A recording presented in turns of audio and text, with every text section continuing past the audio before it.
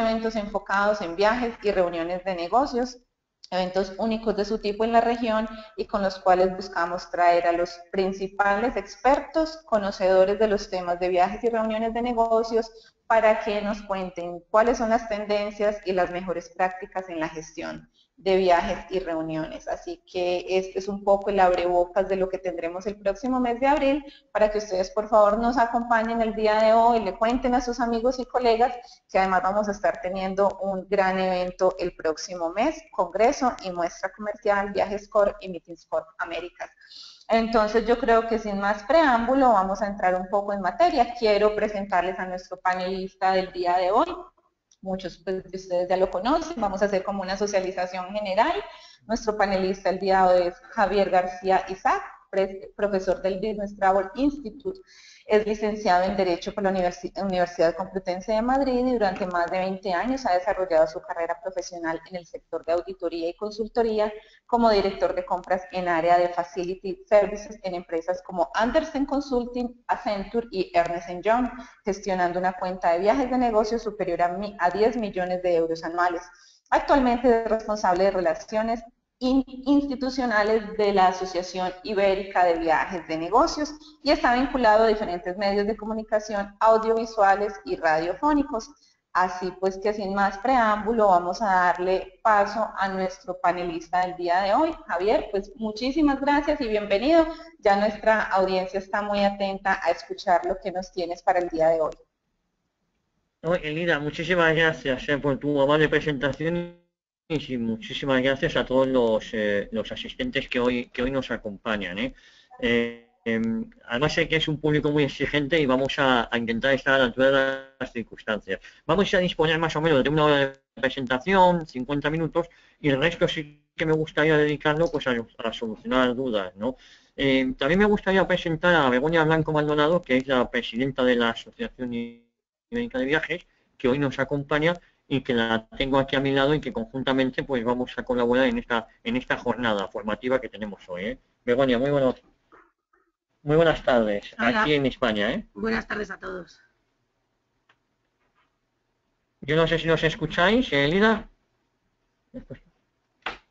Se escucha muy bien. Lo que te recomiendo es cerrar cualquier aplicación que pueda interferir con la conexión a internet, porque a veces se te está yendo el audio.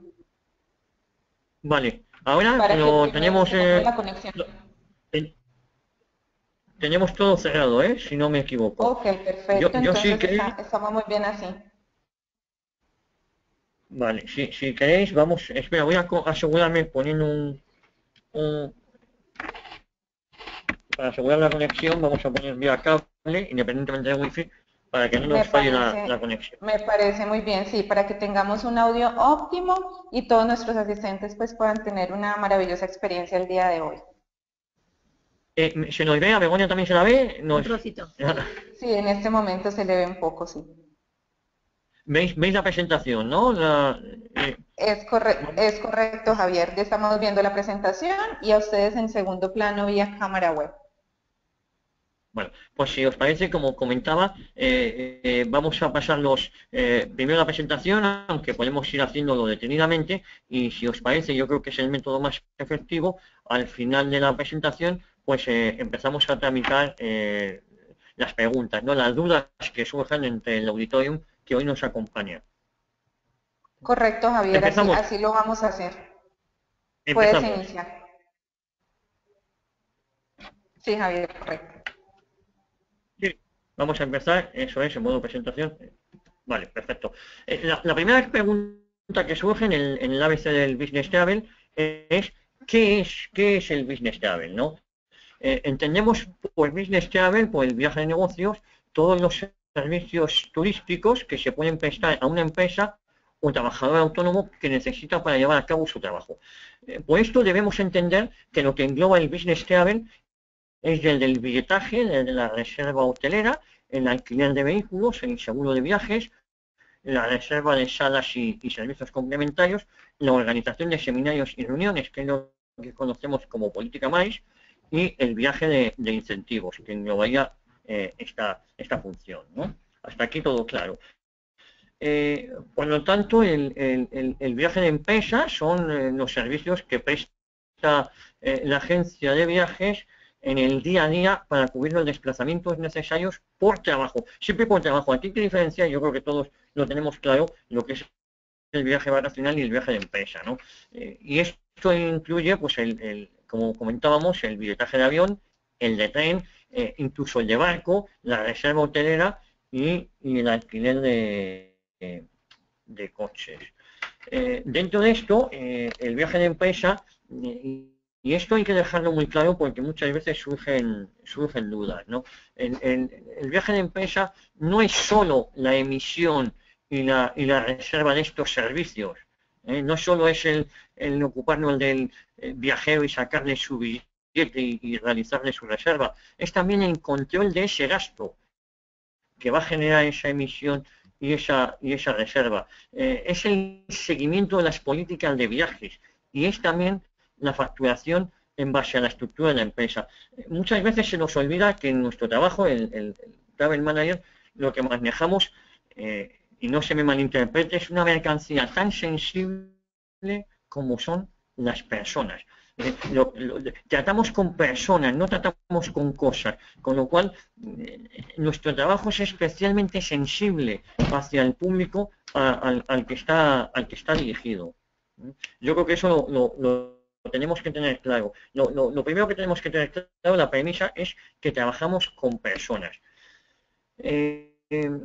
Siempre me gusta hablar de las características y tendencias que existen en el Business Travel, ¿no?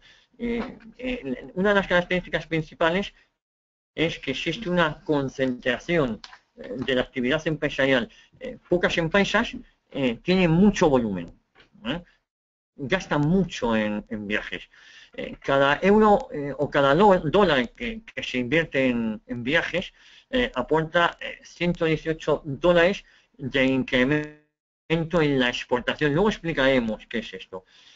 Cada vez se mide más el gasto en viajes sobre el ROI. El ROI es el retorno de la inversión. También es importante, una de las tendencias fundamentales es el retorno que va a tener lo que yo me gasto en viajes. Una empresa se puede gastar un determinado dinero en viajes, y las empresas cada vez están analizando más qué les supone, cuál va a ser el retorno que va a tener ese viaje que ha organizado. Hay otra tendencia muy importante y es la evolución tecnológica, las nuevas herramientas de autorreserva. No podemos pasar por alto la introducción de la tecnología móvil, cada vez más apps para los negocios de viaje. Pocas personas antes de viajar no consultan su aparato móvil, ¿no? Su teléfono móvil. Existe un incremento muy importante de cuota de las agencias online.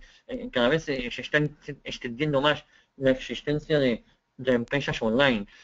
Y luego, y este dato es para tener también muy en cuenta, el 63% de los gestores de viajes sigue con el objetivo de ahorrar en transporte aéreo y terrestre. ¿Y por qué aquí? Porque es donde mayor margen de maniobra suelen tener la empresa. Y luego hay una cosa que también es una nueva tendencia, ya lleva cierto tiempo, pero es el cobro por el valor añadido, lo que conocemos como consultoría. Ya la agencia de viajes ha dejado de ser mera intermediaria para ayudarnos a nosotros en la gestión de nuestro viaje. Por aquí se me entiende, ¿no? Perfectamente. Sí, Javier, vamos bien. Vale, pues continuamos. Insisto que es mejor las preguntas, luego al final intento no ir demasiado deprisa para que los que hoy nos acompañan pues puedan coger anotaciones. Hablamos, ahora estamos en el apartado donde el viaje de negocios genera unos costes, ¿no? El coste del viaje. Y dentro de estos costes hay que diferenciar entre los costes directos y los indirectos. En el coste directo tenemos que incluir los precios de los servicios contratados propiamente dichos. Es decir, así como los costes derivados del viaje, incluyendo los gastos de representación, taxi, dieta, restaurantes, parking, si ustedes se fijan, a la derecha tengo un gráfico de cómo podemos dividir estos costes directos, ¿no? En la mayoría de los casos, no digo que una empresa en particular, por su tipología, el coste sea distinto al que figura aquí, pero según los estudios que hemos hecho de ITA, según las estadísticas que manejamos, el 43% de un coste directo se lo lleva el viaje aéreo. Esto guarda relación, puesto que es el coste más alto. El coste más alto es lo que nos cuesta el billetaje aéreo. Si nos fijamos también en esta gráfica, el 17% va en gasto hotelero. Y luego el resto va un poco más diferido, comidas, taxis, el apartado de otros. Lo podemos ver ahora. En los indirectos, mientras que decíamos que los costes directos es el coste propiamente dicho del viaje, el indirecto es el coste derivado de la gestión o el proceso de compra de ese viaje. Y aquí podemos incluir los reembolsos, la planificación de ese viaje, la reserva como tal, no tanto la compra, sino en la reserva, y los gastos informáticos, los anticipos que le he tenido que dar al empleado para que pueda viajar. En resumidas cuentas, y uno si lo analiza en cada una de sus empresas, la gestión de una nota de gastos viene costando de media cerca de $26 americanos. Y luego les comentaré. Tenemos una gráfica, si nos damos cuenta, donde pongo que el mayor grado de automatización va a provocar que disminuyan estos costes indirectos. La simplificación de los procesos también hace que esto disminuya, y el incremento en el uso de los servicios compartidos y los subcontratados también va a hacer que los costes indirectos vayan disminuyendo. Si el coste de un indirecto estamos hablando de un 7,8%, la meta mínima es reducirlos a un 4,6%.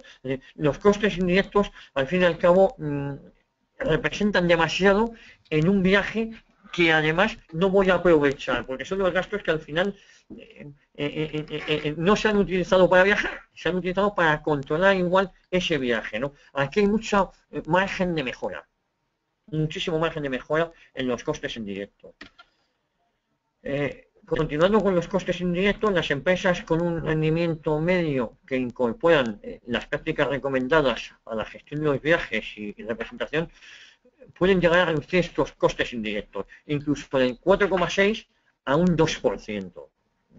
Por eso digo que aquí hay mucho margen de mejora. Y esta cantidad representa, lo tengo en euros puesto, 25 euros por cada 1.000 euros gastados, lo que es igual a una reducción del 54% en los costes indirectos. No confundir. Si yo en un vuelo, en un viaje, tengo que dividir qué me gasto en costes directos e indirectos, si el 4% es en indirecto, dentro de ese 4%, si utilizo buenas prácticas, lo puedo llegar a reducir en la mitad, a un 2%. Y es esto que luego, esto lo podemos analizar más tranquilamente. Los costes directos, la tendencia en su gestión. Aquí, ¿qué tenemos que hacer? Pues la implantación de procesos y las políticas que contribuyen a la mejora de esta gestión, a la gestión del control de viajes, a la gestión de las políticas de viaje, a la gestión de las condiciones de la compra y al tipo de servicio. Siempre doy una recomendación, y es tener muy claro las políticas de viaje que sean además asumibles y fácilmente aplicables. No nos valen políticas de viaje muy complejas, muy completas, pero que sean muy difícilmente aplicables, ¿no? Cuya implantación sea muy difícil. Si nos fijamos en la burbuja de la derecha, la aplicación de una buena política puede suponer el ahorro de un 20% del coste del servicio. Y eso es cierto. Si tenemos un control sobre el viaje con una política de viaje relativamente estricta, pero asumible y cumplible, podemos llegar a estar ahorrando el 20%. Yo no sé si Begoña le gustaría apuntar algo sobre este tema. Bueno, yo añadiría que sí que es cierto que para el mayor margen de mejora en los costes, tanto directos como indirectos, lo podemos encontrar en una revisión de los procedimientos y los procesos que tenemos, tanto de compra como de gestión administrativa, y la política, pues un poco confirmar lo que dice Javier. Evidentemente, lo explicará él más adelante, no existe una misma política no puede ser aplicada para todas las empresas, habrá que ver en función de nuestra empresa y de cómo compramos y de qué tenemos que comprar, cómo podemos mejorarla, pero sí que es verdad que hay datos y aplicando una buena política de viajes, el ahorro de los costes directos, incluso los costes indirectos, puede ser bastante beneficiosos para nuestro resultado final. Continuamos, ¿eh?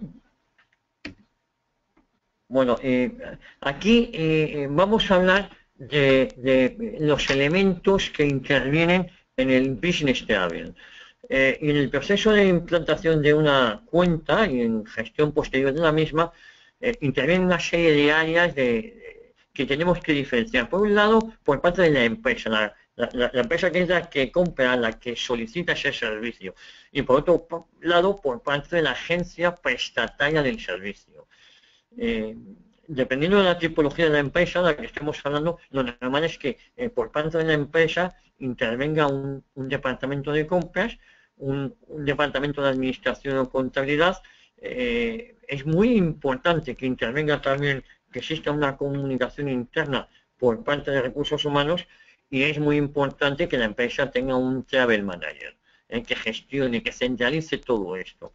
Y por parte de la agencia de viajes, habrá siempre un departamento de ventas o comercial, el departamento de operaciones, un departamento de administración y luego el account manager. El account manager, que va a ser quien sea nuestro interlocutor válido en la empresa, nuestro intermediario, con el que vamos a tener que pelear en el buen sentido de la palabra.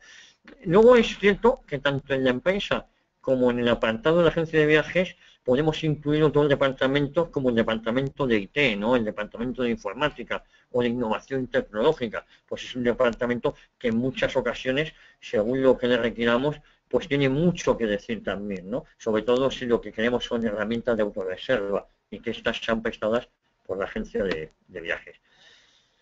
¿Quiénes intervienen en él, en el proceso del business travel? Pues lo hemos comentado. Por una parte la empresa, por otro lado la agencia y por otro lado los distintos departamentos. No obstante, sin la correcta revisión de procedimientos, de las condiciones, del circuito y de las garantías en la prestación del servicio, empezar a trabajar juntos, tanto la empresa como la agencia de viajes, puede llegar a ser un caos, con lo cual es muy importante esa coordinación que ahora veremos. Siguiendo en este apartado de los que intervienen, resaltamos que es fundamental por parte de la empresa como por parte de la agencia exista una persona que coordine todas estas actividades y contactos internos, de forma que no se pierda la visión global de la gestión. No todos son travel manager y no todos son agencia de viaje. Por parte de la empresa hay que identificar un travel manager que centralice los viajes, independientemente del número de usuarios que esta empresa tenga. Pero por otro lado, la agencia también nos tiene que identificar un interlocutor válido. Y ese interlocutor válido es el que vamos a denominar como account manager, Begoña. Sí, al fin y al cabo, pues mi experiencia o cómo lo veo yo, como siempre he trabajado yo, es que el account manager es la persona, independientemente del equipo que tú tengas de la agencia de viajes, el account manager es la persona que se encarga de centralizar todas tus peticiones y quien tiene que entender las características de la empresa, de la cuenta, y quien tiene que intentar proporcionar soluciones a las necesidades que manifiesta el Travel Manager. Y es fundamental que tanto Travel Manager como Account Manager estén conectados y tengan buena sintonía, se entiendan, puesto que si no intervienen una serie de factores y de muchos procesos que pues puede suponer un caos. Si no hablamos el mismo idioma, evidentemente va a ser difícil ponernos en contacto, pero en el momento que conseguimos esa sinergia entre ambas figuras, pues se logran cosas bastante interesantes y mejoras bastante buenas para ambas partes, no solamente para la empresa, sino también para la agencia de viajes. El rol del intermediario. Claro, denominamos intermediario a la agencia de viajes, pero ha pasado de ser un medio intermediario a pasar a ser un consultor. Hay distintas formas de contratar los servicios. Uno es directamente vía internet.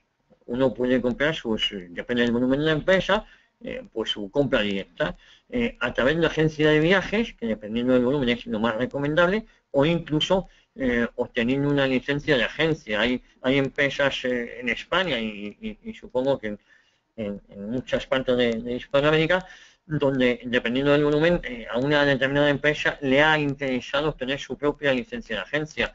Es algo muy complejo y no sé hasta qué punto merece la pena, pero esta posibilidad existe, ¿no? La creencia más común y yo creo que la más inteligente es el trabajar a través de una agencia de viajes. Dependiendo del perfil de la empresa como consumidor, será viable una u otra forma. Insisto, la compra directa a través de una agencia o convirtiéndose una empresa creando su propia agencia solo para que sea prestatario de los servicios de sus empleados. Solo para que lo conozcamos, en la compra directa pues, hay que obtener una licencia propia, que es la licencia de agencia más la IATA, y tú gestionas tus propios viajes. Esto es factible siempre y cuando el volumen justifique esa inversión, puesto que hay unos requisitos muy especiales, ¿no? Hay unas licencias y unos avales que tienen un coste muy alto. Otra opción es hacer un acuerdo con una agencia que ponga la licencia, pero el control de la agencia la realice personal interno. Esa es otra posibilidad. Y hay que decir que a mayor volumen en viajes, mayor necesidad de control y reporting para medir la actividad, en consecuencia obtener ratios de gestión. Vamos a ver a lo largo de la jornada cómo es muy importante obtener estos ratios de gestión. ¿Y por qué digo esto? Los indicadores de gestión nos van a marcar qué es el volumen que estamos manejando y la importancia, la comparativa respecto a un año anterior de cara a saber en la línea en la que estamos, ¿no? Si estamos comprando bien, mal, cuál es nuestro gasto, dónde se nos va más el dinero, dónde tengo que hacer más hincapié en una negociación, en un determinado destino, en una determinada compañía aérea, y eso nos lo va a dar siempre los reporting, ¿no? Los indicadores de gestión. Agencias de viajes hay de varios tipos. Tenemos la multinacional. La multinacional es aquella agencia de viajes internacional que tiene una amplia red de oficinas propias y que cubre mercados menores con agencias asociadas o representaciones. Tenemos la agencia asociada, es aquella agencia de viajes de implantación nacional que representa en nuestro país a alguna agencia multinacional y les presta servicio a los clientes de forma internacional. Yo creo que está clara. La multinacional, la nacional asociada. Luego tenemos las agencias locales, primero las nacionales, que es la agencia de viajes de implantación nacional sin ningún tipo de vínculo o relación profesional a nivel internacional. Y por último tenemos pues la pequeña agencia local de viajes independientes sin sucursales o red muy limitada de implantación, claramente local o regional limitada. Uno tiene que saber cuál es su necesidad a la hora de seleccionar la agencia con la que debe trabajar. Muchas veces no es necesario tener una empresa multinacional cuando yo no voy a hacer viajes a nivel mundial, sino que mi mercado es mucho más nacional o local, ¿no? Lo vamos a ver ahora. Aquí nos preguntamos de qué depende la elección de una agencia. Y aquí hay que considerar varios factores. Por un lado, la implantación que tiene mi propia empresa. ¿Qué significa? Si tengo una sola sede versus una red de sucursales. También tener en cuenta la tipología de viajes que hago, si son solo nacionales versus internacionales. analizar el nivel de gasto de viajes, si es un gasto limitado o un alto volumen de peticiones. Significa, si yo tengo muchos empleados pero pocos viajan, o al contrario, tengo muy pocos empleados pero con un coste muy elevado por viaje. El número de viajeros, lo hemos adelantado, limitado o muy variado y disperso. Y luego la estructura interna de mi empresa, si es sencilla o si tengo muchas filiales o dividida por departamentos, ¿no? Todo esto es lo que nos va a marcar cuál es la agencia que yo debo elegir. Insisto, no se trata de elegir la que más servicios tiene, puesto que a lo mejor son servicios que yo no necesito. Y todo eso al final se acaba pagando. Vengo diciéndolo, no hay una regla fija. Según nuestro perfil de empresa y hábitos de consumo, necesitamos un tipo o proveedor u otro, ya que el precio de los servicios varía dependiendo de su estructura. Esto es muy importante que lo tengamos en cuenta. No tenemos por qué ir siempre a la agencia de viajes que más servicios les puede prestar, cuando igual son servicios que yo nunca voy a utilizar. Y esos servicios de esa agencia tienen un coste, aunque no los use, aunque solo sea por estructura de esa agencia. O negociar con nuestra agencia proveedora de que nos cobre por los servicios que realmente necesitamos y no por el potencial de servicios globales. Esto también es muy importante. Tenemos que ser muy conscientes de la situación en la que estamos y cuáles son los servicios que nuestra empresa demanda. Y a partir de ahí ir creciendo o ir solicitando nuevos servicios, pero en función no de una previsión, sino de lo que realmente estoy gastando. Claro, hay un tema importante. ¿Qué es lo que estamos dispuestos a pagar por el servicio? Pues estamos dispuestos a pagar lo que verdaderamente vayamos a necesitar. En este apartado de cómo seleccionar a la agencia, ¿no? Aquí sabemos que la competencia es muy grande, que hay infinidad de comerciales visitando clientes potenciales y no todo es el precio de los fees de emisión. De hecho, quizás, si ustedes me apuran, esta es la menor de las partidas. Hay que analizar nuestro perfil y hay que valorarlo en factores como el horario del servicio que yo necesito, la resolución de las incidencias, y si me hace falta que hablen otros idiomas, aparte del país, de mi empresa, si necesito un servicio 24 horas, los servicios de crisis, atención en múltiples ciudades. Insisto, todo esto es muy importante en función del perfil que yo tengo. Lo importante es tener claro a qué le da valor nuestra empresa y el precio que estamos dispuestos a pagar por ello, Begoña, ¿no? Esto es muy importante a la hora de seleccionar una empresa. No se trata de seleccionar cualquier empresa, sino la que verdaderamente necesito. No, hombre, evidentemente, en el momento de seleccionar la agencia de viajes, pues tenemos que tener claro cuál es nuestro perfil de gasto, qué servicios necesitamos, cuáles a lo mejor podemos asumir de manera interna.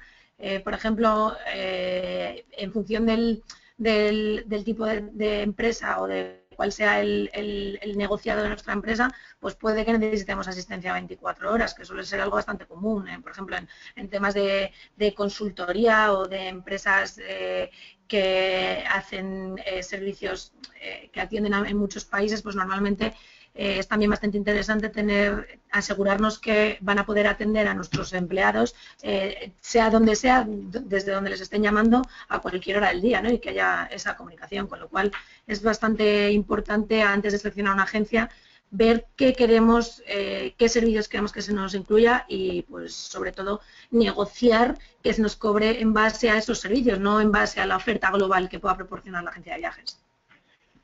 Y esto llegamos al punto, insisto, que estamos tratando cómo seleccionar la agencia, ¿no? Y los criterios de selección, la confianza y las referencias que tengamos, la solvencia de la agencia, que sea de reconocido prestigio, la empatía que tengamos con el comercial y con el account manager, el enfado que tengamos con la anterior agencia, si hacemos una subasta, si lo sacamos a concurso. Todo esto son parámetros fundamentales a la hora de seleccionar una agencia.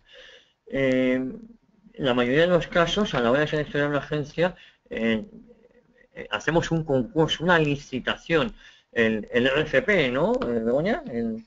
Efectivamente, o sea, una de las maneras de seleccionar la agencia es mediante un concurso que en otros sitios pues se llama licitación, RFP, Request for Proposal, depende, otras veces se hace también se puede hacer también por subasta. Yo personalmente creo que uno de los mecanismos más extendidos son efectivamente las licitaciones, y creo que son también los más justos, ¿no? Porque al final pues se elabora un pliego con condiciones, que ahora lo explicarás, y las agencias saben, tienen claramente definido cuáles son los criterios que busca la agencia y pueden determinar si los cumplen o no, con lo cual con unos plazos establecidos. A mí me suele gustar esta fórmula porque me parece la fórmula más justa para que todos los proveedores puedan participar y que no sean siempre los mismos. Insisto que lo que hoy estamos tratando es el ABC, lo más sencillo, o la introducción de los viajes de negocio y el papel que juega la agencia de viajes en el mercado del business travel, ¿no? Un concurso es un proceso de selección de agencias de viaje prestataria de servicios, en el que se invita a como mínimo 3 o 4 agencias a que realicen su mejor oferta en base a unos parámetros que el cliente define y que luego se valoran ponderando su importancia sobre la totalidad del servicio, ¿no? En lo que llamamos la licitación o la RFP. Los concursos. Tenemos dos opciones. Por un lado, los elabora y valora la propia empresa, y segundo, los convoca un externo y presenta las conclusiones. Insisto, los tipos de concurso pueden ser nacionales o internacionales. Normalmente se convocan para las grandes cuentas y se adjudica para un plazo de 2 o 3 años. Es difícil, siempre es muy traumático cambiar de empresa o seleccionar una empresa, por lo tanto, mínimo, a no ser que haya sido un elemento fallido, mínimo nos tiene que aguantar 2 o 3 años para que merezca la pena todo el esfuerzo que supone cambiar una empresa, ¿no? Una agencia de viajes. ¿Qué deben incluir los concursos? Fundamental la oferta económica, en base a los volúmenes suministrados, los tipos de consumos y los servicios informáticos o informados, perdón, esa será la oferta económica. Debe incluir la propuesta del tipo de servicio. Si lo que queremos es un in-plan, un out-plan, un BTC o un OBT, o al menos que el convocante seleccione un tipo de servicio concreto, que tengamos claro qué es lo que queremos. Y por último, tiene que incluir información general sobre las características del servicio, oficinas que atienden, tipo y frecuencia del reporting, las características del servicio, la facturación, las conciliaciones con las tarjetas, los servicios complementarios, los compromisos de ahorro, los informes de solvencia. Bueno, lo básico, esto es lo básico que debe incluir un concurso. Las fases del concurso, pues bueno, primero, antes de sacar nuestra agencia concurso, antes de solicitar ofertas de unas nuevas empresas prestatarias, de unas nuevas agencias, primero tenemos que definir cuáles son nuestras necesidades. Tenemos que hacer una selección de los convocados. Tenemos que elegir, lo decíamos antes, 3 o 4 agencias de reconocido prestigio, o que nosotros creamos que cubren nuestras necesidades. Insisto, no se trata de coger siempre a las que mejor nombre tengan o mayor nombre, cuando a lo mejor a mí no me hace falta eso. Hay que enviar el pliego del concurso y luego tenemos que pasar a la valoración y comparativa de los mismos. Y una vez hecho esto, es muy importante la entrevista con los participantes, el ponerle cara al que va a ser nuestro account manager el día de mañana. En el punto 6 está ya la selección. Fundamental, y muchas veces esto no lo hacemos, es la selección, y ahora nos lo va a explicar Begoña, la redacción del SLA, ¿no? Sí, es bastante importante, yo siempre lo recomiendo, incluir dejar bien claro, ¿no? O trabajar con la agencia de viajes en función de la selección de proveedor final que hayamos hecho, trabajar sobre un SLA, sobre un Service Level Agreement, para que las dos partes tengamos claro cuáles son nuestros compromisos y en función de esos compromisos pues poder hacer un correcto seguimiento de la implantación y de los servicios que nos están ofreciendo. Tendemos a veces a olvidarnos del SLA o de, bueno, pues de confiar en la otra parte y al final yo creo que es importante tenerlo por escrito porque sobre todo al principio y como dice Javier, cuando se cambia de un proveedor a otro, los cambios aunque sean para bien suelen ser traumáticos y de esta manera todos sabemos qué es lo que hay y a qué atenernos y nos va a resultar tanto a la agencia de viajes como a nosotros los travel managers la manera más sencilla de poder hacer un seguimiento y ver que efectivamente todo lo acordado en el pliego y todas las necesidades definidas se cumplen. Y por último tenemos la implantación de la agencia seleccionada. Lo adelantaba Begoña, el SLA es el documento en el que se reflejan las características del servicio acordado entre la empresa y la agencia de viajes y que establece las responsabilidades en caso de incumplimiento de los mismos. Por eso es tan importante el que al concurso le acompañe siempre este documento, ¿no? el SLA. Y es más, y en el SLA debemos incluir las penalizaciones o incluso las bonificaciones en caso de no cumplir lo incluido o si esto mejora, si se mejora lo establecido, lo acordado, pues también tener lo que conocemos como gamificación, ¿no? un premio. Algunos parámetros que debemos incluir en el SLA, ¿no? Pues las criticidades asociadas al proceso de servicio. Este es un parámetro y la descripción sería la valoración de la repercusión que podría tener un incumplimiento dentro del proceso del conjunto del servicio. En el ítem de parámetros, donde vemos objetivo, pues el valor a partir del cual se considera que se deteriora el servicio. Por debajo de este objetivo, el servicio está peor de lo que esperábamos nosotros, ¿no? Hay que establecer como parámetro también una herramienta de medición. La descripción, pues el soporte para la medición de los resultados que contienen ese SLA. En el parámetro, el nivel mínimo de servicio. Y aquí, ¿qué incluimos en la descripción? Pues el requerimiento mínimo en cuanto a la calidad de prestación de ese servicio. Esto es lo mínimo que me tienes que prestar para que mi empresa funcione en función del concurso que yo he hecho y que tú me tienes que cumplir. Y luego están los criterios de medición, ¿no? Que estos sí que son aspectos a considerar para la contabilización del resultado de este SLA. Y eso es muy importante, Begoña. Podemos incluir algunos ejemplos, ¿no? Dentro del SLA, que yo sin lugar a dudas es lo que a la hora de describir o de diseñar un SLA es lo que yo incluiría, y son los horarios de atención, lo que yo necesito, el perfil y cualificación de los agentes de viaje, los agentes que van a prestarme el servicio, el tiempo de respuesta al teléfono, el plazo límite para los reembolsos.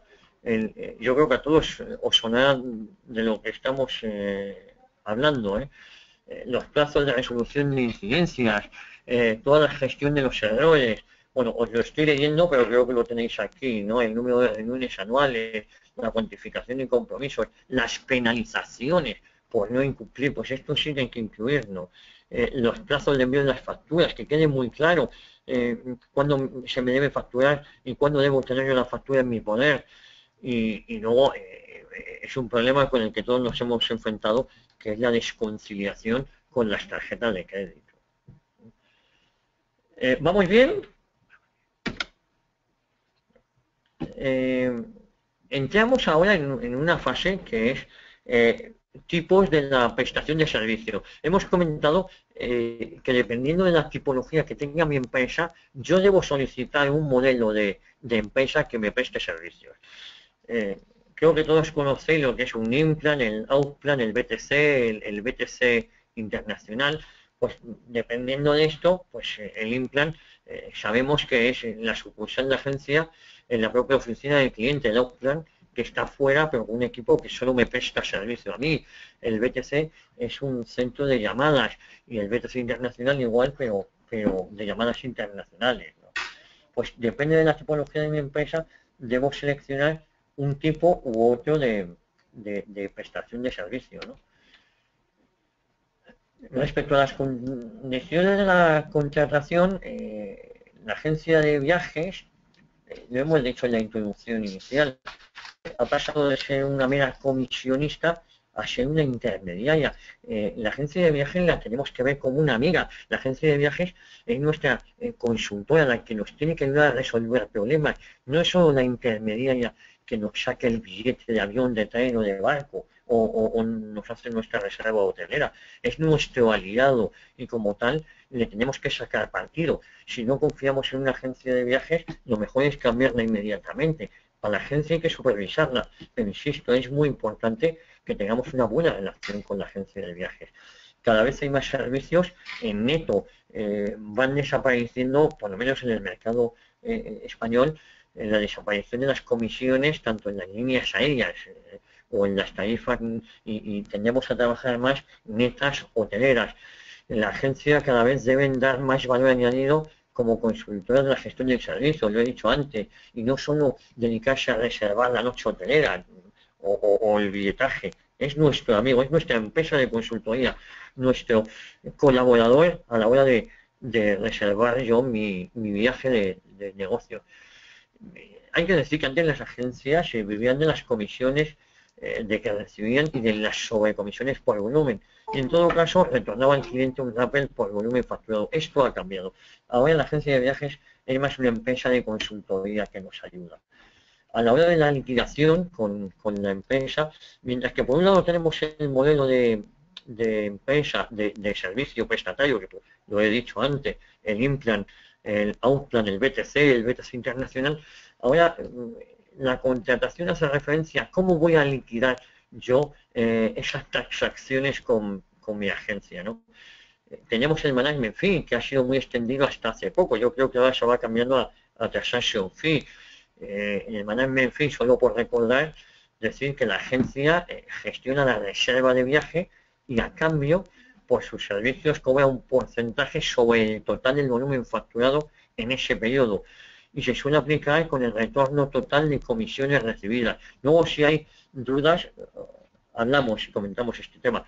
El transaction fee ahora mismo es la tendencia hacia donde vamos. Vamos abandonando más el management, ¿no, Begoña? Y nos vamos introduciendo más en el transaction fee, donde la agencia gestiona las reservas de la empresa y por cada operación que realiza, pues cobra un fee. Esto puede ser plano para todos los servicios o distinto si se trata de aéreo, de hoteles, de trenes o reembolso. Insisto que esto es la tendencia hacia donde se va últimamente, ¿no? Y luego el win-to-win, que es compatible con ambos modelos de contratación. Y es, una vez analizadas las características de la cuenta, la agencia propone un porcentaje de ahorro a conseguir y si se obtiene, el cliente comparte esa ganancia, ese porcentaje. Aquí ambos ganan. Insisto que en el win-to-win es compatible tanto con el management fee o con el transaction fee. Por ejemplo, Red Eléctrica, ¿qué modelo estáis? Bueno, nosotros trabajamos con management fee, pero también un poco por la tipología de nuestros servicios, pero evidentemente el modelo de contratación es también, se tiene que decidir, o tiene que decidirlo la empresa en función de lo que busque. El transaction fee, por ejemplo, yo creo que está muy encaminado a empresas que funcionen con online booking tools y... Vale. Ya que por cada transacción que realicen te cobran un fee. Lo que pasa es que el transaction fee tiene que estar muy bien definido, ¿no? Porque hay que definir muy bien con la agencia de viajes qué significa para mí una transacción y qué significa para ellos. Pues puede que los conceptos que tengamos uno y otro de transacción sean diferentes. Entonces, el transaction fee es una modalidad que sí que es cierto que últimamente, además, con toda la crisis económica global que ha existido, ha habido muchas empresas que han tendido hacia la parte de transaction fee. Es una propuesta interesante, simplemente que hay que analizarla bien y sobre todo hay que tenerla muy definida y definir sobre todo, pues eso, qué considero yo como una transacción y qué la considera la agencia de viajes. Es decir, ¿se considera transacción todas las gestiones que tenga que realizar el agente de viajes desde que le llega la petición hasta que emite el billete o cada vez que me haga una transacción en un GDS se va a considerar también transacción y se va a cobrar por ella. Eso es muy importante y sobre todo también las transacciones relativas con los reembolsos. Si tenemos un número bastante elevado de reembolsos, podemos intentar, por ejemplo, negociar un fee diferente para las transacciones relacionadas con los reembolsos. Son cosas que una vez analizado nuestro gasto y entendido cuál es nuestra tendencia, pues tratar de definir qué modelo de contratación va a ser el más interesante. Bueno, aquí llegamos al punto, también un punto un poco escabroso, que es el punto de las comisiones. Las comisiones, la agencia obtiene comisiones, tanto directas o indirectas o sobre comisiones. Las directas debemos conocer que son las derivadas del contrato establecido con el proveedor sobre el PVP, sobre el precio de sus servicios. Pues eso, la agencia hemos pactado unas comisiones previamente, ¿no? Que eso tiene que venir en el pliego de condiciones, ¿no? Y luego hay una serie de comisiones indirectas o lo que denominamos también sobrecomisiones, y es al final del periodo son las derivadas del volumen total contratado por la agencia independientemente del cliente que las genera. Es decir, yo he ayudado a que esa agencia tenga un determinado volumen pues con una línea aérea o con una cadena hotelera, y esta agencia a su vez recibe rápeles. No, esas son las comisiones indirectas, las que yo le he ayudado a obtener a él. Muchas veces estas agencias intentan derivar determinada producción nuestra a hoteles que les vayan a dar mayores comisiones o a líneas aéreas que también les vayan a dar mayores comisiones a ellos, no a nosotros. Nosotros vamos por otro lado, pero sí hemos colaborado a esa comisión que la agencia se va a llevar por otro lado, ¿no? Las comisiones, además, los sistemas de medición de cada proveedor son distintos y en muchos de ellos el resultado se obtiene diferido en el tiempo. Aquí es muy difícil que las estadísticas de la agencia y de los proyectos coincidan, ¿no? Esto sí es bastante complejo, ¿no? Las comisiones, seguimos. Algunos consejos para el tema de las comisiones. Las comisiones directas, la mayor transparencia es trabajar al máximo con tarifas netas. Aquí no va a haber duda, pero las estadísticas de gestión deben claramente indicar cuánto se ha contratado fuera de los acuerdos directos con proveedores y exigir también su comisión. Yo muchas veces como empresa tengo una serie de acuerdos que mi agencia respeta. Pero tengo que saber qué es lo que ha sacado fuera de estos acuerdos o fuera de estos cadenas hoteleras o líneas aéreas que yo le he recomendado trabajar, porque eso, a buen seguro, a la agencia también le genera unas comisiones de las que yo tengo derecho.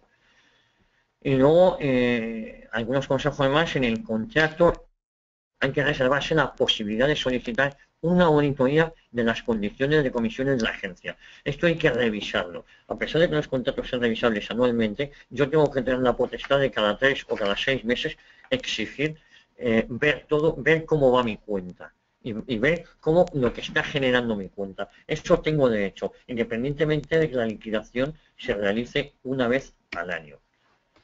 Seguimos con las comisiones porque creo que es un tema muy importante y aquí damos algunos consejos. Si nuestra empresa tiene un volumen importante de contratación con determinados proveedores, es muy importante conocer qué significa para la agencia el volumen de negocio que incluimos, ya que puede ser una importante cantidad de sobrecomisiones, Begoña, ¿no? Y si es así, la agencia debe garantizarnos un retorno mínimo de las mismas en el contrato. Esto es lo que puede contenerse dentro de los criterios de selección del proveedor, ¿no? Son los criterios de selección de la agencia, ¿no? ¿Querías apuntar algo? Sí, que vamos, que hay que tener bien claro cómo nuestro volumen y nuestras negociaciones o nuestro volumen de ventas que le damos al proveedor, cómo les influye a ellos en su volumen general negociado con ese proveedor. Es decir, claro, si ellos tienen pactada una comisión con una cadena hotelera de un rappel del 15% y yo estoy aportándoles un 2%, por ejemplo, de ese 15%, tengo que tenerlo claro y tengo que exigir en función del modelo de contratación que tenga con la agencia, tengo que exigir compartir de alguna manera esas comisiones. Evidentemente las agencias de viajes hacen un trabajo extraordinario que nosotros no podríamos trabajar sin ellas y por supuesto tienen que vivir de algo. Yo siempre lo digo, ¿no? Cuando alguien me dice es que las comisiones, yo digo, es que una agencia de viajes no es una ONG, tiene que pagar por el trabajo que hace y es importante que nosotros los gestores de empresa tengamos claro ese perfil, ¿no? Que hay que pagarle a la agencia por sus servicios, pero también tenemos que tener claro que nosotros estamos contribuyendo al beneficio que saca la agencia de viajes, con lo cual de alguna manera tenemos que llegar a un acuerdo. Al final es una cuestión de confiar las dos partes y de establecer una relación que genere sinergias en ese sentido y que todos ganemos, que es lo importante, porque ganando todos podremos ambas partes estar más cómodas y buscar mejores soluciones y tener una relación comercial mucho más ágil. No me quiero extender mucho porque quiero llegar al turno de preguntas que yo creo que muchas veces es aquí donde vamos a solucionar muchas dudas, ¿no? Referente a las comisiones, la tendencia cada vez mayor es ir a trabajar a tarifas netas, bien sea por negociación directa de esas mismas, o bien sea devolviendo al cliente en la liquidación al final del Dependiendo de las comisiones, lo que hablábamos, ¿no? O bien devolviéndole al cliente, al travel manager, las comisiones obtenidas con el volumen que ha aportado la agencia, el travel manager. Vamos, el problema que podemos tener con las comisiones... Efectivamente, es muy complicado poder llevar un control. No, es el control real de las comisiones generadas. Muy difícil. Eso, hay que estar muy encima y eso es complicado. Es complicado porque se nos puede escapar algo. Por eso es importante que no esperemos a que venza la revisión de los contratos o del acuerdo, sino que hay que tener un seguimiento trimestral de cómo van nuestras comisiones en las que estamos generando con la agencia. Pues yo creo que hasta aquí hemos llegado y lo interesante, Lida, y lo interesante, amigos, es si tenéis alguna duda que queráis que comentemos o que hagamos debate. Hola, Javier, sí, ya de hecho tenemos algunas inquietudes. Yo te voy a ir enviando las preguntas para que por favor le vayamos dando entonces el trámite. También a nuestros participantes recordarles que pueden ir pasando en este momento también sus preguntas y las tenían ahí en espera mientras Javier hacía toda la cobertura del tema del día de hoy. Entonces te voy a asignar la primera pregunta que nos hace Víctor Romero. Aquí te la voy a pasar entonces internamente. Me dices por favor si la recibes, te llega en tu panel de mando.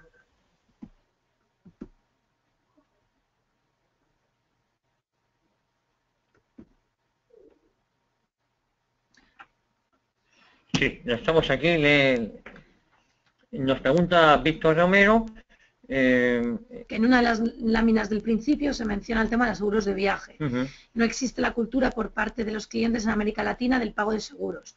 Que si puedes comentar al respecto. Es un tema súper interesante. Sí, Víctor, buenísima pregunta, porque efectivamente aquí en España cada vez está más extendida el tener, vamos, es prácticamente obligatorio tener un seguro de viajes.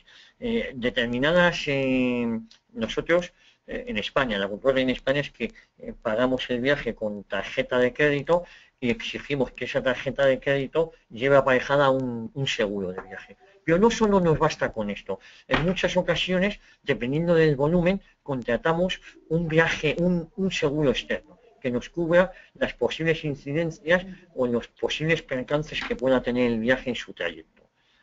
Y esto es aplicable. No estoy hablando de expatriados, estoy hablando para un viaje nacional o internacional o para un viaje de un día o de 2 días. Todo lo que le pueda suceder en un viaje de ida y vuelta, ¿no? Begoña. O sea, aquí también sí que es cierto que la tendencia durante muchos años los seguros ha sido una parte bastante olvidada, pero últimamente sí que las empresas están siendo conscientes de la necesidad del tema de los seguros.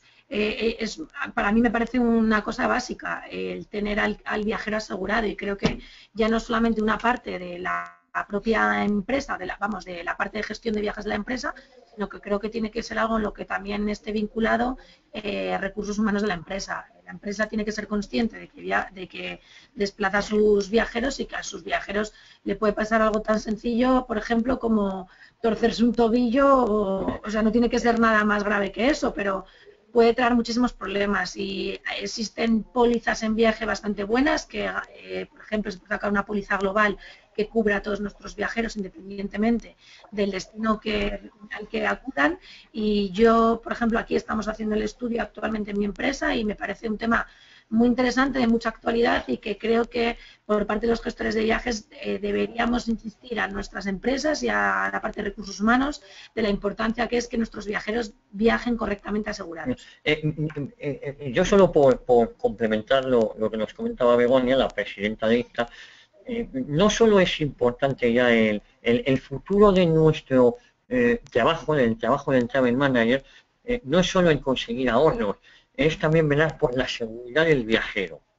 Y esto es muy importante. Y para eso tenemos que conseguir que nuestro viajero vaya seguro, y más con los tiempos que corren. Y un seguro adicional, independientemente de los que tenga la agencia la tarjeta de pago con lo que realicemos, es fundamental. Si queremos poner en valor nuestro trabajo, el trabajo del Travel Manager, pasa por dos cosas: por la seguridad del viajero y por los ahorros en costes. Por los ahorros en costes. Lina, ha Javier, quedado... Sí, muy Tenemos bien. otra. Te acaba de pasar otra pregunta de Jesús Tito. El servicio de viajes de negocios no es lo mismo que el turismo de eventos. Mi pregunta es necesario para licitar estar inmersos en un buró o asociación? Pues hombre, yo, si no entiendo mal, Jesús nos está preguntando... Hombre, yo veo, bajo nuestra perspectiva o cómo estamos aquí organizados, sí que es verdad que en muchas empresas la parte de eventos y del business travel al final es contratada o gestionada por la misma persona, por el mismo equipo. Entonces, ¿es necesario estar en una asociación? Bueno, no tiene por qué. Yo creo que al final depende un poco de lo que la empresa, de cuál sea el planteamiento de compra que tenga la empresa. Puede que una empresa decida que solamente quiere trabajar con empresas, agencias de viajes que, por ejemplo, también incluyan la parte de eventos, o puede directamente trabajar con empresas de eventos. Aquí tenemos ambas modalidades realmente en España.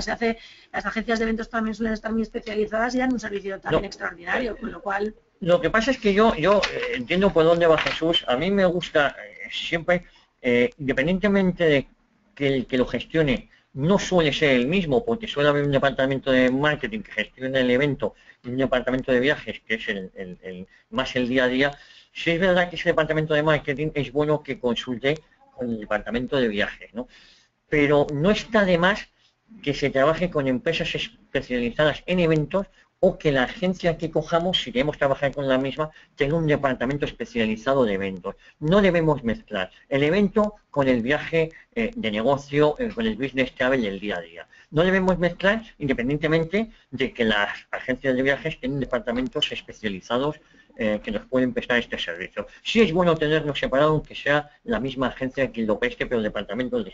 En cualquier caso, la licitación puede darse solamente aquí. Muchas veces se licita para agencia de viajes y eventos, claro, o se hacen simplemente, se realiza un evento y se hace una licitación, con lo cual yo creo que pueden ser cosas separadas y servicios separados, por supuesto. Y puedes hacer, ya depende de tu empresa, si quieres hacer licitación o si directamente en base a, pero va en función de los criterios de compras que tenga esa empresa. Si tú no se licita, o se licita a partir de un cierto volumen de gasto, o se adjudica de manera directa hasta un cierto nivel de gasto, depende un poco de la estructura de la empresa, bajo mi opinión.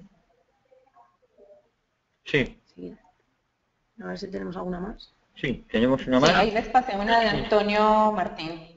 ¿Cómo podemos comprobar que la agencia nos está dando los mejores precios por los servicios ante dos agencias que compren, por ejemplo, el mismo fee? A mí me parece que una forma bastante adecuada de hacer esta comprobación se puede hacer de varias maneras. Por ejemplo, tú en cualquier momento le puedes solicitar a tu agencia de viajes que te entregue los precios medios del sector de tu empresa. Es decir, por ejemplo, sector refinerías. Tú eres una empresa en el sector de refinería, ellos generalmente te van a entregar los precios medios de todos los clientes que tengan en ese sector. Con lo cual es bastante interesante porque así puedes ver si los precios medios a los que tú estás comprando están por arriba o por debajo del precio medio del sector. Luego también otra solución nosotros generalmente también lo que recomendamos es que las negociaciones con los proveedores sea el gestor de viajes, el travel manager, quien las realice. Es decir, a lo mejor no el 100% de la negociación, pero a lo mejor yo decido que yo en mi programa hotelero quiero tener una serie de hoteles preferentes y decido que los negocio yo directamente con el proveedor y que mi agencia de viajes tiene que aplicar mis tarifas, con lo cual es una manera también de asegurarme que yo estoy aplicando la mejor tarifa que considero. Y que están dándote, ante el mismo fee. A mí es que lo del mismo fee me parece un poco complicado. Evidentemente siempre va a haber algo en que se diferencie. Independientemente de eso, ahí si dos empresas me dan el mismo fee, tengo que ir a la que más garantías me ofrezca. Pues según mi tipología de viaje, la que más sucursales tenga. El nivel de, o sea, el volumen del mercado que tenga esa agencia de viajes también te puede dar una intuición de los precios que tienen ellos negociados. No sé. Es que el fee al final puede llegar a ser secundario ante otras cosas, ¿no? El fee es importante para mi migración, pero a lo mejor me interesa más que tenga una buena cobertura ahí en las ciudades donde yo voy a utilizarla para que mi viajero no se quede tirado, que tenga una mayor flexibilidad, unas mejores condiciones de pago si el fee es el mismo. Es decir, hay varios, ante fees iguales, hay varios elementos que podemos modificar. Yo creo que también es interesante, por ejemplo, poder hacer una auditoría de tarifas, ¿no? Si tú tienes acceso a GDS o trabajas como GDS, tú puedes acceder a las tarifas que tengan publicadas los hoteles o, por ejemplo, en este caso, con lo cual me parece que es interesante. Se publican muchos índices de precios también que también te pueden ayudar a ti para llevar cierto control.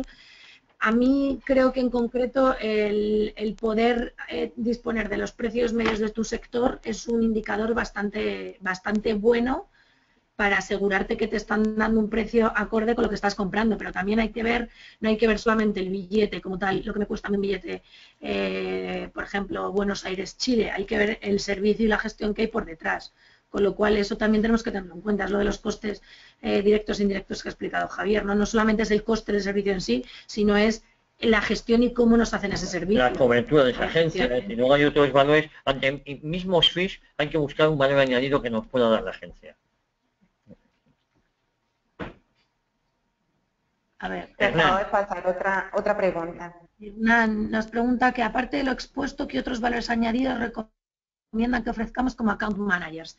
Esto es muy importante. Si no te importa, contesto yo, que como yo lo veo desde la perspectiva del gestor de viajes, a mí, por ejemplo, yo valoro mucho los travel managers que me mantienen actualizada, me actualizan sobre innovación, el account manager, perdón, me facilitan información sobre innovación, nuevas tendencias, nuevas herramientas que desarrollan, es decir, toda la información que nos van facilitando y que me puede servir para mejorar o aplicar ciertas cosas en mi empresa. A lo mejor ellos a nivel empresa han desarrollado una herramienta, una app que yo no tengo en mente instalar o utilizar y me lo explican, me lo enseñan y al final es una manera de poder aportar valor. Yo creo que los account managers, cualquier información de la que dispongan, innovaciones, tendencias, datos, gastos, informes del sector, creo que es algo muy valorado por nuestra parte, ¿no? Y sobre todo, pues que siempre, aunque funcione bien la agencia de viajes y aunque no haya inconvenientes y el account manager no tenga que intervenir de manera habitual, pero bueno, pues eso, ser proactivos, ¿no? Y facilitarnos información porque ellos normalmente reciben muchísima información y están muy actualizados. Al account manager lo que hay que exigirle que esté, lo que a mí me gusta en el account manager, y yo entiendo que Hernán es uno, es que esté muy pendiente de mi cuenta, que mantenga, que se adelante a un futuro problema que yo vaya a tener. Eso es lo que me gusta, que mi account manager no solo me hable de cuestiones económicas, sino que me diga si una línea va a tener un problema, si una cadena hotelera va a tener overbooking, no me van a poder atender. Es decir, que se adelante a mis necesidades, ¿no? Eso es fundamental. Que proponga mejoras en el servicio, que me diga, oye Javier, tu empresa está muy bien, pero yo te propongo que tú mejorarías esto. Eso para mí es el account perfecto, Hernán.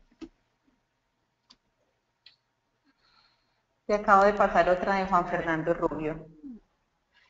Nos dice, hay una tendencia a que los grandes organizadores de eventos trabajen apostando al congreso o eventos sin cobrar su management fee por las utilidades que generan los patrocinios y las inspecciones. ¿Qué opinión tienes sobre el tema? A ver. Yo creo que a quien trabaja hay que pagarle por su trabajo. Bueno, vamos a ver. Las agencias de viaje, por ejemplo, en España, solo, y es muy importante esto, por el hecho de ser agencias, el proveedor está obligado a dar un 10% de lo facturado en España. En España es obligado, si yo voy a cerrar un teatro y yo soy agencia y voy a decirles que les organice un evento, el teatro a la agencia le tiene que pagar por eso. Pero también es bueno que si nosotros confiamos en una agencia, nosotros acordemos también con él un intercambio por el servicio que me va a prestar. Pero insisto, en España las agencias no solo hay que verlas como reservadores de espacios para un evento o que me vaya a gestionar un evento, sino es verdad que esa agencia de eventos tiene derecho a una comisión por parte de los proveedores con los que va a trabajar. Yo creo que detrás de un evento y los organizadores hay mucho más que simplemente conseguir los patrocinios o las inscripciones, es hacer que un congreso funcione de manera perfectamente sincronizada y que además pues, exige y supone mucho esfuerzo. Yo creo que todos en el sector, todas las partes que sean, da igual en qué lado estés, todos tenemos que ser conscientes de que hay que pagar por un trabajo y por realizar bien un trabajo, es mi opinión. Al menos así es como yo lo veo y como me gusta a mí trabajar también. Así yo prefiero trabajar con una agencia que me cobre y que tenga yo muy claro a que lo dejemos en el aire, ¿no? Independientemente de las comisiones que se lleven por los proveedores que va a utilizar para mi evento. Eso es aparte. Los patrocinios, sí, que se consigan. Javier, te pasé una pregunta de Marta Luque, después de esa respondemos la última pregunta de Javier Rosas, que te la voy a pasar a continuación para ir finalizando la sesión de preguntas. Bueno, vale. Marta nos pregunta que cuál es el fee promedio que debemos esperar que nos cobren las agencias de viajes. Pues, no existe una regla fija para calcular el fee promedio, depende de cómo quieres liquidar, si quieres liquidar en management fee, en transaction fee. Aquí en España ahora mismo en concursos de cuentas importantes, en licitaciones, están ofreciendo incluso fee cero las agencias de viajes. A mí me parece un error total porque a fee cero es evidentemente que pierdes muchísimos servicios y eso te lo deja ingresar la agencia por un lado, pero a ti te va a costar por otro lado y vas a sufrir en otro sentido.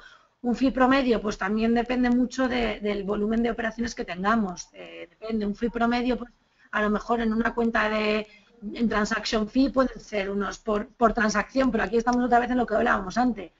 ¿Qué definimos como transacción? Pero pues puede estar en torno a unos 25 euros, pero 25 euros, 25 dólares, pero es complicado. Va en función del volumen general y sobre todo de la modalidad que tengas.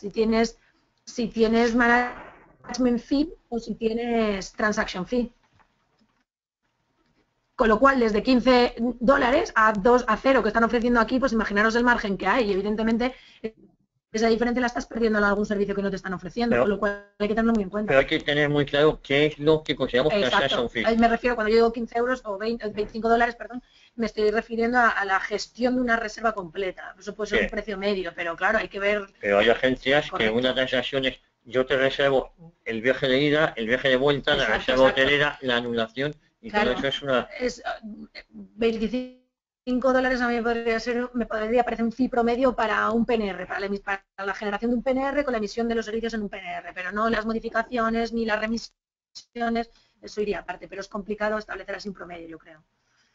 Y tenemos la última, la de Javier Rosas, que decía, en su experiencia, ¿a cuánto se reducen los fees de la agencia en el caso de uso de una OBT licenciada directamente por la empresa, la cual asume los fees de la herramienta? ¿Es la diferencia respecto al fee offline promedio que cobra la agencia?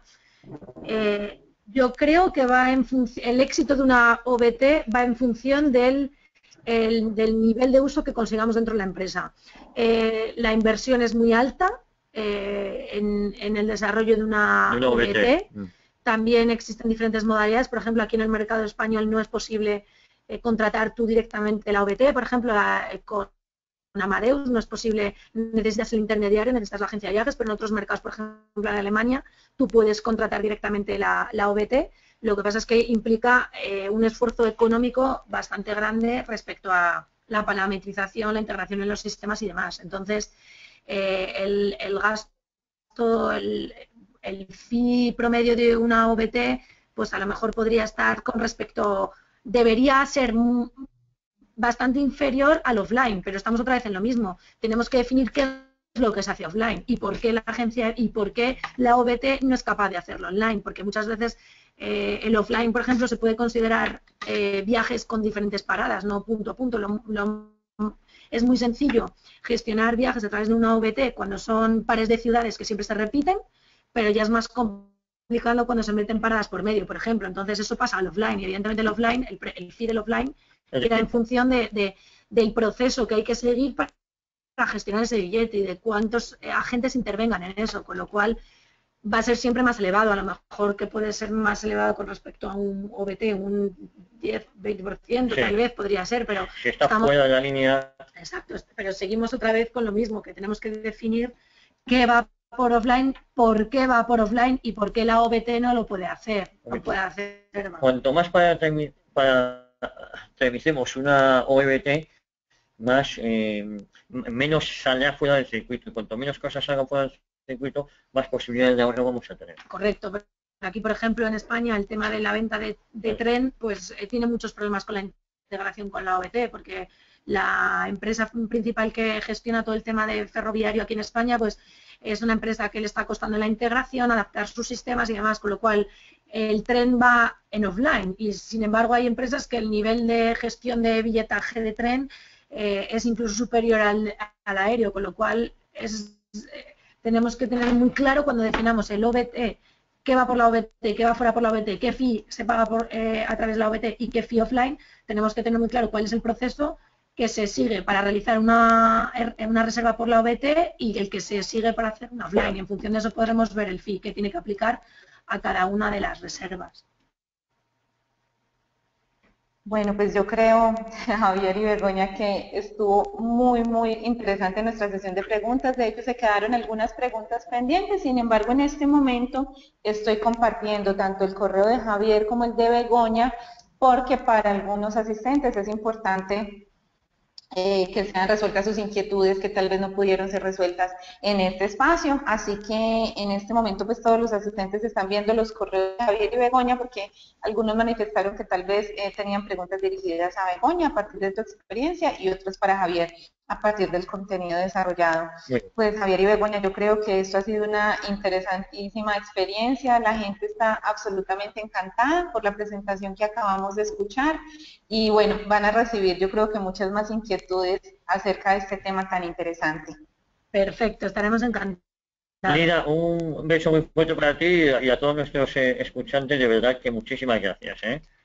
Gracias Javier, gracias Begoña y a todos nuestros asistentes, muchísimas gracias por acompañarnos. Recuerden que les estaremos compartiendo las memorias del evento, tanto el video, la grabación como la presentación y los invitamos a aprender más de estos temas de gestión de viajes corporativos y reuniones de negocios en Viajes Corp Américas los días 11 y 12 de abril del presente año. Así que vamos a estar enviándoles información para hacer seguimiento a su interés en ampliar un poco estos conocimientos. A todos entonces muchísimas gracias y a ustedes pues un fuerte abrazo, Javier y Begoña, a todos nuestros asistentes, gracias y estamos en contacto. Estamos en contacto, Lida. Adiós. Gracias, hasta luego, chao. Gracias.